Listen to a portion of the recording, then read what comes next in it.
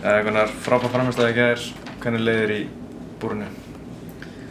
Mér leið mjög vel og það var alltaf ár síðan ég barði síðast og ég fann voða lítið fyrir því. Það var ekkert eitthvað svona ringröst eða neitt. Ég bara fór inn og leið mjög vel allan bardagann, verð ég að segja. Þetta fór hann alltaf algjörlega á minni veg. Þið voru læst í greipinu. Vissur að væri með það? Já, ég var nokkuð viss það. Þegar ég hélt utan hálsinn á honum þá var hann alltaf byrjaður að anda svolítið ört og orðinn þreyttur og það var þetta tjók alveg lethal sko.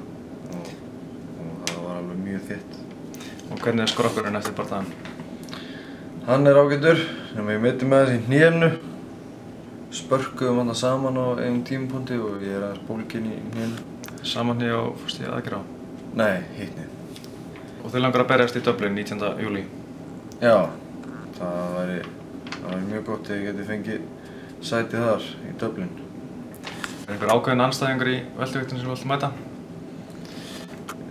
Nei, það er engin sérstakur sem er rauninni bara ég er tilbúinn til að berjast við hvern sem er. Og var einhver svona högg sem þú fannst mest fyrir í bardaganum frá honum? Það voru þessi spörk kannski sem voru það helsta. Og það var eiginlega helst þetta spark þar sem við spörkuðum saman sko. Það var svona mesta impactið sko.